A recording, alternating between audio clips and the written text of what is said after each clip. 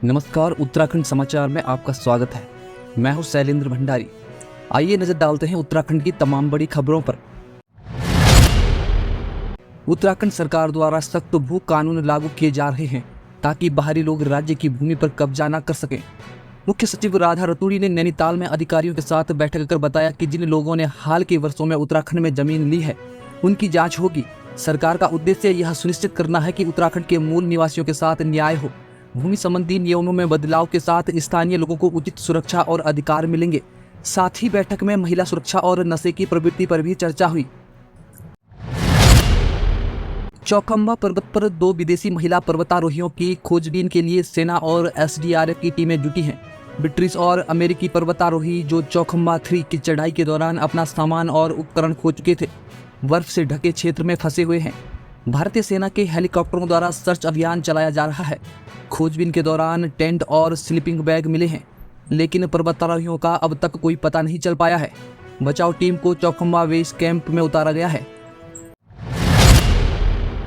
ITBP के जवानों से भरी एक बस ऋषिकेश चंबा हाईवे पर पलट गई, जिससे 7 जवान घायल हो गए। जवान जम्मू कश्मीर चुनाव ड्यूटी से लौट रहे थे। घायल जवानों को नरेंद्र नगर स्थित अस्पताल में भर्ती कराया गया है, जहां उनका प्राथमिक उपचार किया जा रहा है। हादसे के बाद हाईवे पर लंबा जाम लग गया। चिकित्सक और मेडिकल टीमों ने घायलों को मौके पर ही प्राथमिक उपचार प्रदान किया। सभी जवान सुरक्षित हैं और बाकी को प्राथमिक उपचार के बाद वापस भेज दिया गया है। एम्स ऋषिकेश के डॉक्टरों ने यूपी की एक 7 वर्षीय बच्ची का सफल हृदय ऑपरेशन कर उसकी जान बचाई। बच्ची को जन्मजात हृदय रोग था, जिससे उसकी प्रमुख धमनियां गलत स्थानों पर थी। परिवार के कई अस्पतालों में असफल इलाज के बाद एम्स के डॉक्टरों ने ऑपरेशन कर एट्रियम चैम्बरों को आपस में बदल दिया।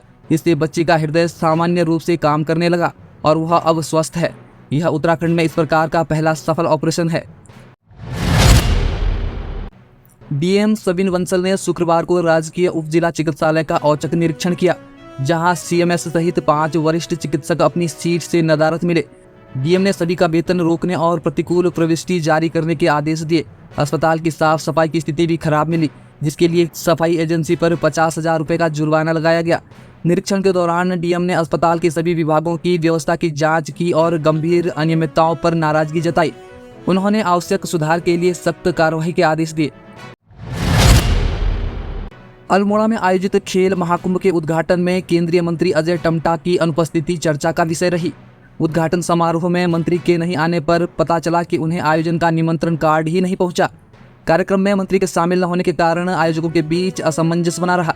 यह प्रकरण दिन भर शहर में चर्चाओं का केंद्र बना रहा और कार्यक्रम के दौरान आयोजकों की लापरवाही पर सवाल उठे। अंततः पता चला कि निमंत्रण कार्ड सही व्यक्ति तक नहीं पहुंच पाया, जिससे मंत्री आयोजन में नहीं आए। आयुष्मान भारत योजना के तहत 70 साल से अधिक उम्र के बुजुर्गों को अब आधार कार्ड से आयुष्मान कार्ड मिलेंगे। इस योजना से उन्हें 5 लाख रुपए तक कैशलेस इलाज की सुविधा दी जाएगी। राज्य सरकार ने इसकी तैयारी शुरू कर दी है। इससे बाहरी राज्यों के बुजुर्गों को भी सूचीबद्ध अस्पतालों में कैशलेस इलाज की सुविधा मिलेगी। योजना के तहत उत्तराखंड के करीब 23 लाख परिवारों को यह लाभ मिलेगा। राज्य स्वास्थ्य मंत्री डॉक्टर धन सिंह रावत ने इसे बुजुर्गों के लिए बड़ी राहत करार दिया है। उत्तराखंड के सैनिकों और पूर्व सैनिकों की लंबित समस्याओं के समाधान में देरी पर मुख्य सचिव राधा रतूड़ी ने कड़ा रूप अपनाया है।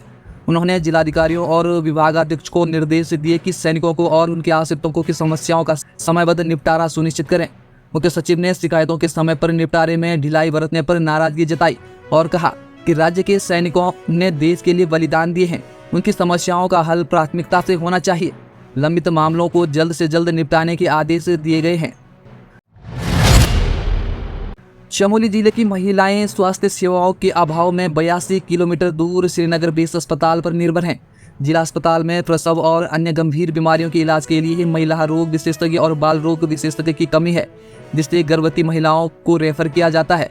ज्योतिर्मठ में पोखरी के अस्पतालों में अल्ट्रासाउंड मशीनें होने के बावजूद रेडियोलॉजिस्ट की कमी के कारण मरीजों को लंबा इंतजार करना पड़ रहा है।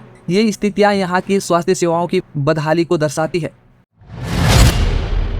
श्री विश्वनाथ जगतशिला तीर्थाटन समिति ने पहाड़ों के बंजर खेतों को फिर से उपजाऊ बनाने की योजना बनाई है। यात्रा संयोजक मंत्री प्रसाद नैथानी ने कहा कि समिति अब सामाजिक कार्यों में भी योगदान देगी और सबसे पहले खेती के संरक्षण पर ध्यान देगी। इसके माध्यम से पलायन रोकने और गाँव में रोजगार के अवसर प्रदान करने की दिशा में काम किया जाएगा। समिति हर साल डोली यात्रा का आयोजन करती है और इस बार इसे खेती को बढ़ावा देने के उद्देश्य से आयोजित किया जाएगा। उत्तराखंड के 4 लाख से अधिक मजदूरों के परिवारों को अब हादसे में मृत्यु, विकलांगता या घायल होने की स्थिति में बीमा सहायता मिलेगी। उत्तराखंड भवन एवं सन्निर्माण कर्मकार कल्याण बोर्ड ने सभी मजदूरों का बीमा कराने की प्रक्रिया शुरू कर दी है। सामान्यतः मृत्यु पर परिजनों को 2 लाख रुपए, हादसे में मृत्यु पर 4 लाख रुपए और विकलांगता पर 40,000 रुपए मिलेंगे। बीमा योजना का लाभ केवल पंजीकृत मजदूरों को मिलेगा। कर्मकार बोर्ड इस उद्देश्य के लिए उपयुक्त बीमा कंपनी की तलाश में है।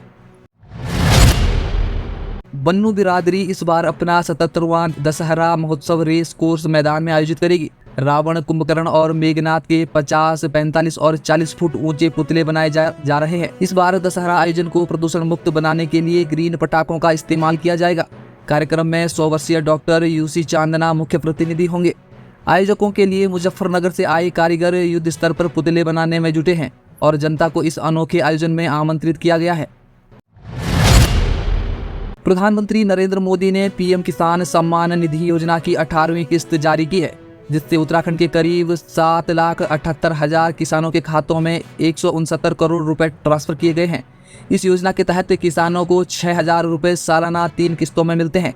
मुख्यमंत्री पुष्कर सिंह धामी और कृषि मंत्री गणेश जोशी ने इस योजना के लिए प्रधानमंत्री का आभार जताया, जिससे किसानों की आय बढ़ाने और उनकी समस्याओं को हल करने के लिए प्रभावी बताया गया। उत्तराखंड में निकाय चुनाव दिसंबर में होने की संभावना बढ़ गई है। शहरी विकास मंत्री प्रेमचंद्र अग्रवाल की अध्यक्षता में प्रवर समिति ने बैठक की, जिसमें ओबीसी आरक्षण पर चर्चा हुई। समिति ने 2011 की जनगणना के आधार पर चुनाव कराने का सुझाव दिया, लेकिन ओबीसी आरक्षण पर अभी और विचार की जरूरत बताई। सरकार ने हाईकोर्ट में 25 दिसंबर से पहले चुनाव कराने का एफिडेविट दिया। समिति ने विधानसभा अध्यक्ष से रिपोर्ट के लिए 1 महीने का और समय मांगा है। देहरादून में क्षेत्रीय सेवायोजन कार्यालय द्वारा रोजगार मेले का आयोजन किया गया, जिसमें 32 से अधिक कंपनियों ने भाग लिया। हेल्थ, फार्मा, मैन्युफैक्चरिंग और मार्केटिंग सेक्टर की कंपनियों ने साक्षात्कार लिए। Inter, BA, BCom, BSc, ITI और पॉलिटेक्निक के छात्र बड़ी संख्या में उपस्थित रहे। 700 से अधिक पदों के लिए उम्मीदवारों का चयन किया गया। मेले में युवाओं का उत्साह देखते हुए जिला प्रशासन ने इसे सफल माना। साक्षात्कार के कई चरणों के बाद कुछ उम्मीदवारों को उसी दिन नियुक्ति पत्र भी मिला। उत्तराखंड के मुख्यमंत्री पुष्कर सिंह धामी 6 अक्टूबर को रुद्रप्रयाग दौरे पर रहेंगे। वे अगस्त्यमुनि खेल मैदान में लखपति दीदी अभियान और शक्ति का सम्मान कार्यक्रम में भाग लेंगे। जिलाधिकारी डॉक्टर सौरभ गहरवार ने कार्यक्रम की तैयारियों का जायजा लिया और संबंधित अधिकारियों को उचित व्यवस्थाएं सुनिश्चित करने के निर्देश जारी किए। कार्यक्रम के बाद सीएम धामी देहरादून के लिए रवाना होंगे। नारी शक्ति को सम्मानित करने के लिए इस आयोजन की विशेष तैयारियां की जा रही हैं, जिसमें स्थानीय महिलाओं की भागीदारी होगी। पौड़ी गढ़वाल में विजिलेंस टीम के राजस्व निरीक्षक कैलाश रवि को 15,000 रुपए की रिश्वत लेते रंगे हाथ गिरफ्तार किया गया। निरीक्षक पर एक व्यक्ति से सीमांकन और आख्या बनाने के एवज में रिश्वत मांगने का आरोप था। प्राथमिक जांच के बाद विजिलेंस टीम ने आरोपी को पेंडल क्षेत्र से पकड़ा। टीम अब इसकी अवैध संपत्तियों की जांच में जुटी है। विजिलेंस के निदेशक वी मुरुगेसन ने मामले की पुष्टि करते हुए टीम को नगद पुरस्कार देने की घोषणा की। लक्सर में रामलीला का आयोजन धूमधाम से हो रहा है। राम बारात में ढोल नगाड़ों और बैंड बाजों की धुनों के साथ शहर के मुख्य मार्गों पर भव्य झांकियां निकाली गई। रामलीला कमेटी द्वारा आयोजित इस कार्यक्रम में मथुरा वृंदावन से आए कलाकारों ने सीता स्वयंवर और राम बारात का मंचन किया। नगरवासियों ने बढ़ चढ़कर भाग लिया और राम जी की बारात का भव्य स्वागत किया। आकर्षक झांकियों और कलाकारों के नृत्य ने दर्शकों का मन मोह लिया। अभी के लिए बस इतना ही।